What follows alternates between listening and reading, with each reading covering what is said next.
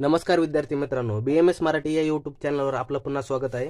तर आज आपण अनुमान प्रमाणाचा आजचा तिसरा व्हिडिओ बनवत आहोत। मागील दोन व्हिडिओमध्ये आपण अनुमान प्रमाणाची निरुक्ती, लक्षण, परिभाषा, त्यानंतर काही या टर्म्स पाहिल्या होत्या, अनुमिती, परामर्श, व्याप्ती, सपक्ष, विपक्ष वगैरे हे काही पाहिलं होतं, पंचावय वाक्य पाहिले होते, एक बेसिक पाहिलं होतं। त्यानंतर कालच्या 2 नंबरच्या व्हिडिओमध्ये आपण व्याप्ती विमर्श वगैरे, त्यानंतर व्याप्तीचे प्रकार पाहिले होते, त्यानंतर अनुमानचे प्रकार झाले होते। अनुमानचे आपण मागील व्हिडिओमध्ये 2च प्रकार पाहिले होते, चरकोक्त अनुमान प्रकार आणि हे व्यतिरेकी आणि अन्वय व्यतिरेकी वगैरे हे प्रकार पाहिले होते। तर आज आपल्याला उरलेले काही अनुमानाचे प्रकार पाहिजेत। तर चला आजच्या व्हिडिओमध्ये जास्त काही उशीर न करता पुढील अनुमानाच्या प्रकाराला सुरुवात करूया। तर आजचा आता आपल्याला पाहिजे तिसरा अनुमानाचा प्रकार, न्यायदर्शनोक्त अनुमान प्रकार। न्यायदर्शनोक्त अनुमान प्रकार, त्यात काय पाहायचं, काय सांगितलंय, प्रत्यक्षपूर्वक अनुमान हे 3 प्रकारचे असते। म्हणजे काय सांगितलंय, प्रत्यक्षपूर्वक अनुमान जे आहे ते 3 प्रकारचे असतात सांगितलंय। त्यात सांगितलंय पूर्ववत, शेषवत, त्यानंतर सामान्य तो दृष्ट। आता हे सांगितलंय, आता एक एक करून बघू काय म्हटले।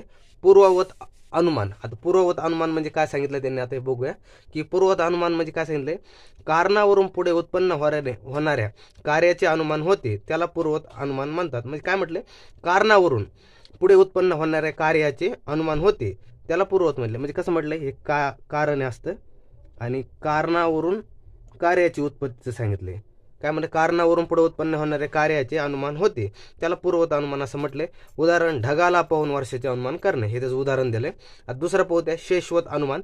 आता शेषवत अनुमान म्हणजे काय सांगितलंय, कार्यावरून कारणाचे अनुमान करणे त्याला शेषवत अनुमान म्हटलं। म्हणजे कसं म्हटलंय, आता हे कार्यावरून कारणाचं अनुमान म्हटलंय, म्हणजे उलट सांगितलंय, कार्यावरून कारणाचा अनुमान करणे। उदाहरण कसं सांगितलंय, गर्भाला पाहून मैथुनाचे अनुमान करणे, हे त्याचं उदाहरण दिलंय। आता दुसरं आपल्या तिसरं पाहायचं, आता सामान्य तो दृष्ट अनुमान। सामान्य तो दृष्ट अनुमान म्हणजे काय सांगितलंय, कोणत्याही वस्तूला पाहून त्यापासून उत्पन्न होणाऱ्या तत्समान वस्तूचे अनुमान। म्हणजे कोणत्याही वस्तूला पाहून त्यापासून उत्पन्न होणाऱ्या तत्समान वस्तूचे अनुमान करणं, म्हणजे कोणत्या तरी वस्तूला पाहिलं तुम्ही आणि त्यापासून उत्पन्न होणारी कोणती तरी वस्तू आहे, त्या समान वस्तूला म्हणजे त्या समान उत्पन्न होणाऱ्या तत्समान वस्तूचे अनुमान करणं। आता काय सांगितलंय, त्यालाच म्हणजेच सामान्य तो दृष्ट अनुमान असं म्हटलंय। आता उदाहरण बघूया, याचं उदाहरण काय सांगितलंय। आता याचं उदाहरण सांगितलं, काय सांगितलंय उदाहरण, की उदाहरण, धुराला पाहून अग्नीचे अनुमान करणे। म्हणजे काय सांगितलं, धुराला पाहून अग्नीचं अनुमान करणं, हे त्याचं सामान्य तो दृष्ट अनुमानाचं उदाहरण दिलंय। आता काय सांगितलं, आता चौथंच कोण आले, तर्कसंग्रह आलेत। तर्कसंग्रहोक्त अनुमान प्रकार, यांनी काही अनुमानाचे प्रकार दिलेत। आता तेच बघू खाली काय दिलंय। तर्कसंग्रह यांनी अनुमानाचे 2 प्रकार सांगितले, स्वार्थ अनुमान आणि परार्थ अनुमान। आता स्वार्थ अनुमान म्हणजे काय सांगितले, जी अनुमती स्वतःपुरतीच मर्यादित असते त्याला स्वार्थ अनुमान सांगितलं। नावातच स्वार्थ माणूस काय बघतो, स्वतःचा पद असतो नेहमी। तर काय सांगितलंय, जी अनुमती स्वतःपुरती मर्यादित असते त्याला स्वार्थ अनुमान म्हणतात असं म्हटलंय। आता परार्थ अनुमान म्हणजे काय सांगितलंय, स्वतःला झालेली अनुमती दुसऱ्याला समजून सांगण्यासाठी ज्या अनुमान पद्धतीचा तर्कशास्त्रात उपयोग करतात त्याला परार्थ अनुमान म्हणतात। म्हणजे काय सांगितलंय, स्वतःला झालेली जी अनुमती ते दुसऱ्याला समजून सांगण्यासाठी जे अनुमान पद्धतीचा तर्कशास्त्रात उपयोग करतात त्याला परार्थ अनुमान असं म्हटलंय। त्यानंतर काय म्हटलंय, परार्थ अनुमानात काय म्हटलंय, दुसऱ्याला पटवून देण्यासाठी 5 अवयवांनी बनलेल्या वाक्याचा उपयोग केला जातो, म्हणजे पंचावय वाक्याचा उपयोग केला जातो। त्यातलं पहिलं कोणतं आहे, प्रतिज्ञा, नंतर काय हेतू, त्यानंतर काय दिलंय उदाहरण, त्यानंतर काय दिलं उपनय, त्यानंतर काय दिलंय निगमन। हे 5 अवयव 5 वाक्य आहेत। ह्याद्वारे काय स्वतःला झालेली अनुमती आहे ते दुसऱ्याला समजून सांगितले जाते। आता एक एक बघूया उदाहरणा थ्रू कसं आहे। आता हे आपण आज बघणार आहोत की हे प्रतिज्ञा वाक्य कसे तयार करायचे, हेतू काय, पंचावय वाक्य आपल्याला वायवामध्ये विचारलं जातं की पंचावय वाक्य करा वगैरे, हे असं कसं काय असतं काय नाही। आता ते बघूया की आता प्रतिज्ञा, हेतू, उदाहरण, उपनय आणि निगमन हे वाक्य कसे तयार करायचे ह्या व्हिडिओमध्ये सांगणार आहे। आता आपल्याला एक वाक्य दिलेलं असतं, असं समजा की पर्वत वनिमान आहे, हे असं वाक्य असतं। तेच वाक्य जसं तसं लिहून काढणं म्हणजे प्रतिज्ञा। आता काय करणं, त्यानंतर असतं हेतू काय असतो, समजा की कशावरून बाबा पर्वत वनिमान आहे, आपल्याला सांगायचं कशावरून हेतू वनिमान आहे। तर काय असतं, आता पर्वत वनिमान आहे, आपण माग पाहिलं जे जिथे धूम आहे ते अग्नी आहे, जिथे पर्वतावर धूम आहे म्हणून पर्वतावर अग्नी आहे। तर आता कशावरून हेतू काय सांगण्यात आलाय, धुमावरून, म्हणजे हे हेतू कारण काय, धुमावरून। आता उदाहरण द्यायचं असतं एक तिथं, ते उदाहरण काय द्यायचं असतं तिथं की पर्वत वनिमान आहे, मग काय उदाहरण देता येतं, जेथे जेथे धूम असतो तिथे वनी असतो, जेथे धूम असतो तिथे वनी असतो, असं उदाहरण द्यायचं असतं। त्यांना असं उपनय। आता उपनय म्हणजे काय असतो की तथा जोडायचा असतो, तथा किंवा त्याप्रमाणे आणि आज सांगत असं तर त्याप्रमाणे किंवा तथा हा पर्वत धूमवान आहे. हा ध्यानात ठेवायचं. उपनयमध्ये काय करायचं की जो हेतू असतो ते लिहायचं असते इथं की त्याप्रमाणे हा पर्वत धूमवान आहे. आता निगमनला काय जोडायचं असं म्हणून जोडायचं असतं निस्थान जशाच तसं प्रतिज्ञाचं पुनरावृत्ती करायची म्हणजे प्रतिज्ञा वाक्य जशाच लिहायचं असतं. हे निगमन लिहिलं नाही तर लावलं म्हणून फक्त हा पर्वत वनिमान आहे. म्हणजे समजून घ्या काय म्हटलंय की एक वाक्य द्यायला असतं ते जशाच तसं लिहिणं म्हणजे प्रतिज्ञा करणं. मग हेतू लिहायचं असतं. हेतू कशावरून ते वनिमान आहे आपण ठरवतो धुमावरून म्हणजे धुमावरून लिहायचं. एक उदाहरण द्यायचं असतं. उदाहरणामध्ये फक्त उदाहरण द्यायचं असतं जे ते धूम आहे ते वनी असतो असं लिहायचं असतं. त्यानंतर उपनयमध्ये फक्त त्याप्रमाणे किंवा तथा जोडायचं आणि हे लिहायचं की हा पर्वत समजा कसा धूमवान आहे म्हणजे हेतूचं लिहायचं असतं वाक्य की हा पर्वत धूमवान आहे. त्यानंतर काय निगमनमध्ये काय करायचं म्हणून जोडायचं प्रतिज्ञाचं वाक्य जसं तसं लिहून काढलं म्हणून हा पर्वत वनिमान आहे असं लिहायचं असतं. आता त्यानंतर काय दिलंय लिंग परामर्श. आता लिंग परामर्श व प्रकार. लिंग परामर्श म्हणजे प्रकार त्याचे प्रकार वगैरे सांगितले की काय बघूया की स्वार्थानुमती व परार्थानुमती काय सांगितलंय की स्वार्थानुमती आणि परार्थानुमती दोघांचे असाधारण कारणाला लिंग परामर्श म्हणतात.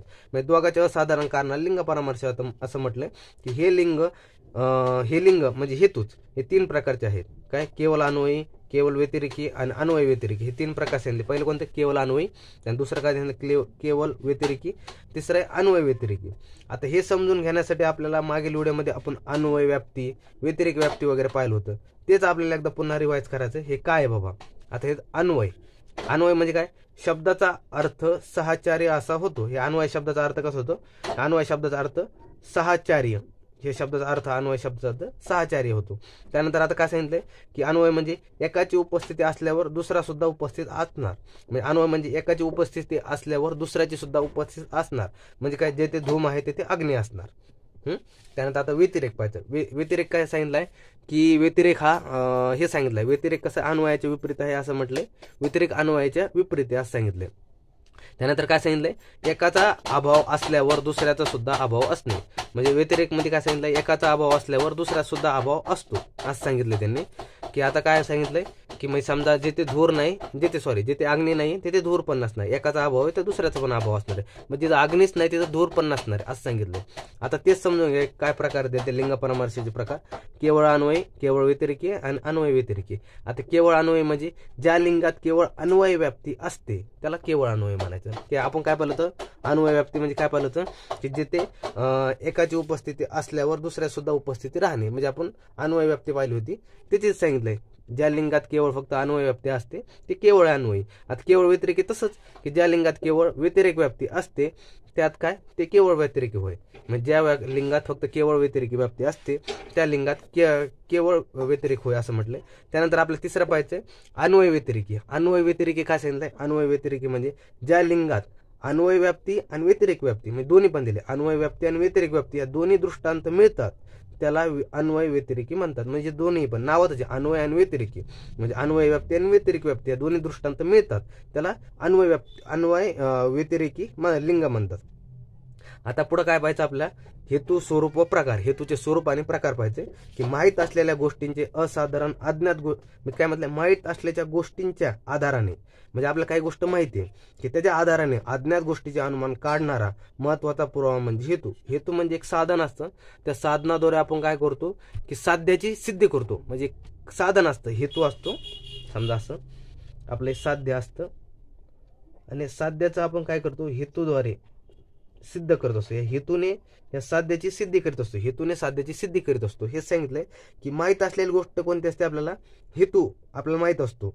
म्हणजे एक पुरावा माहित असतो आणि त्या पुराव्याद्वारे आपण काहीतरी एक सिद्ध करतो. म्हणजे आपल्याला धूर माहिती आहे बाबा कुठेतरी आपण गेलो बाहेर आणि पर्वतावर तुम्हाला धूर दिसला तर तुम्ही त्या धुराला पाहून तिथून सांगू शकता की तुम्हाला काय माहिती पुरावा काय माहिती इथं धूर आहे तर तुम्ही एक अनुमान करू शकतात की इथं काय अग्नी असला पाहिजे.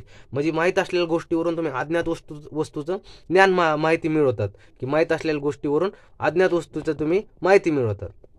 त्यालाच ते हेतू म्हटलंय की माहीत असलेल्या गोष्टीच्या आधाराने अज्ञात गोष्टीचे अनुमान काढणारा महत्वाचा पुरावा म्हणजे हेतू होय. हेतूचे पुन्हा 2 प्रकार दिलेत. काय प्रकार दिले पुढं एक दिलाय हेतूचे 2 प्रकार एक सद हेतू आणि एक असद हेतू. आता आजच्या व्हिडिओमध्ये आपल्या सद हेतू हे पाहायचं. सद हेतू म्हणजे काय सांगितलंय की सद हेतू म्हणजे काय अनुमान करण्यासाठी हेतूचे दोषरहित असणे आवश्यक असते. आता अनुमान करण्यासाठी हेतू आहे जो दोषरहित असला पाहिजे. म्हणजे दोषरहित असला पाहिजे म्हणजे बरोबर 100% जर ॲक्युरेट आपल्याला अनुमान करायचं आहे तर हेतू कसला असला पाहिजे 100% म्हणजे दोषरहित असला पाहिजे. त्यात कोणते दोष नसले पाहिजे, काय नाही पाहिजे, त्यात काही विकृती नाही पाहिजे. जो हेतू सद असतो म्हणजे यथार्थ असतो, यथार्थ म्हणजे ट्रू, यथार्थ म्हणजे ट्रू म्हणजे खरं खरं. जो हेतू सद असतो व आभास उत्पन्न करत नाही त्याला सद हेतू म्हणतात. म्हणजे हेतू काय यथार्थ आहे म्हणजे खरा आहे आणि आभास उत्पन्न करत नाही. आभास म्हणजे आपलं चुकीचं नॉलेज उत्पन्न करीत नाही असा त्याला सद हेतू म्हटलं जातं. म्हणजे आभास उत्पन्न करीत नाही त्याला सद हेतू म्हटलं जातं.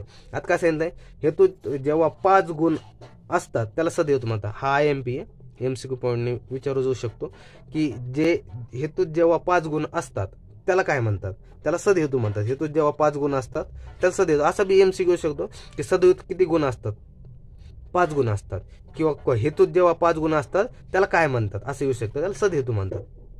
आता पाहिजे सद हेतू हा यथार्थ अनुमतीचे साधन आहे. म्हणजे यथार्थ अनुमती म्हणजे ट्रू अनुमतीचे म्हणजे खऱ्या खुऱ्या नॉलेजचे साधन आहे सद हेतू. आता सद हेतूचे 5 प्रकार सांगितले त्यांनी की काय सांगितले की पक्षसत्वम, त्यानंतर सपक्षसत्वम, त्यानंतर विपक्षसत्वम, त्यानंतर पाहिलंय अबाधित विषयत्वम, त्यानंतर सत्प्रतिपक्षत्वम. आता पाहायचं आपल्याला की पक्षसत्वम. पक्षसत्वम म्हणजे काय, पक्षसत्वम म्हणजे काय आपल्याला पाहायचं आता की हेतू पक्षावर असला पाहिजे. म्हणजे पक्षसत्वम नाव त्याचे पक्ष. हेतू कसा असला पाहिजे, आपण सदहेतू पाहतोय ना, हेतूचाच पाहतोय ना. मग काय पक्षसत्वम हेतू कसा असला पाहिजे, पक्षावर असला पाहिजे. नावातच पक्षसत्वम म्हणजे हेतू पक्षावर असला पाहिजे. उदाहरण काय दिलंय, पर्वतावर धूम असला पाहिजे. म्हणजे पर्वत काय दिलं पक्ष झाले आणि धूम काय झालं हेतू. पर्वतावर धूम असला पाहिजे. आता सपक्षसत्वम नावातच सपक्ष म्हणजे हेतू कसा असला पाहिजे, सपक्षावर असला पाहिजे. त्यानंतर हेतू सपक्षावर असला पाहिजे. उदाहरण स्वयंपाक घरात धुमाचे असणे. म्हणजे ते काय सांगितलंय की हेतू सांगितलं ना, हेतू सपक्षावर असला पाहिजे.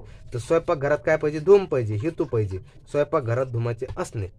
आता पाहिजे विपक्ष असत्वम पाहिजे. आता की हेतूचे विपक्षावर राहता कामा नये. हेतूचे काय सांगितलं विपक्षावर राहता कामा नये सांगितलं. उदाहरण जलाशयात धूम नसणे.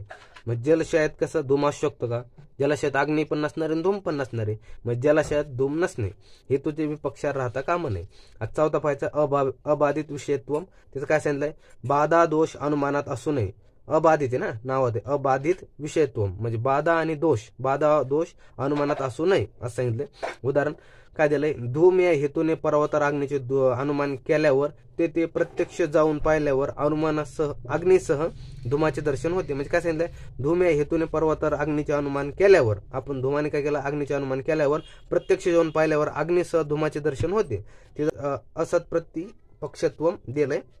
आता काय सांगितलंय सत्प्रतिपक्ष अनुमानात असू नये. म्हणजे सत म्हणजे कसं, सत्प्रतिपक्ष अनुमानात असू नये. प्रतिपक्ष म्हणजे अपोजिट.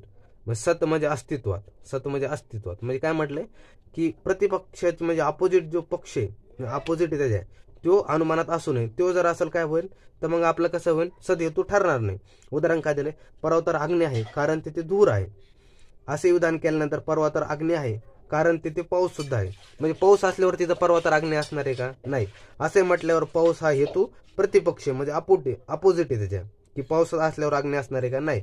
हा हेतू प्रतिपक्ष आहे ठरतो. म्हणून त्यामुळे अग्नीचा अभाव सिद्ध होतो. त्यामुळे अग्नीचा अभाव सिद्ध होतो. म्हणून ते काय म्हटलंय की 5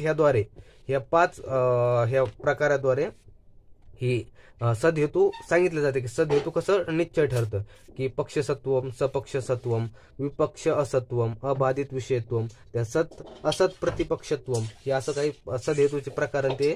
तर हे आजच्या व्हिडिओमध्ये आपण सदहेतू हेतूचा हा पहिला प्रकार पाहिला. आता पुढील प्रकारमध्ये आपला हेतुआभास महत्वाचा आहे. आता हा सदहेतू कसा आहे, हा SCQ ने महत्वाचा आहे. हा SCQ बराच वेळेस विचारला जातो. आणि हेतुआभास आहे हा IMPA ह्यावर LQ विचारला जातो. हावर आता मागील UT मध्ये युनिव्हर्सिटी एक्झाम मध्ये हेतुआभासवर क्वेश्चन हा येऊन गेलाय. आणि हा IMP हेतुआभास पुढे आपण घेणार आहे. हा LQ पॉईंट ऑफ व्ह्यू ने महत्वाचा आहे. आजच्या व्हिडिओमधील आपण एवढंच बघणार आहोत की आज हेतूचा सदहेतू वगैरे पाहिला आपण, लिंग परामर्श प्रकार पाहिले, त्यानंतर आपण अनुमानाचे 2 प्रकार पाहिले, न्यायदर्शनोक्त आणि तर्कसंग्रहोक्त अनुमानाचे प्रकार पाहिले. तर आजचा व्हिडिओ कसा वाटला काय नाही आपल्या ह्या कमेंट सेक्शन मध्ये नक्की सांगा. आणि जास्तीत जास्त आपला हा व्हिडिओ तुमच्या मित्रमैत्रिणींसोबत शेअर करा. आवडल्यास नक्की लाईक शेअर करा आणि आपल्या चॅनलला सबस्क्राईब करा. तोपर्यंत मिळून नवीन व्हिडिओमध्ये. धन्यवाद.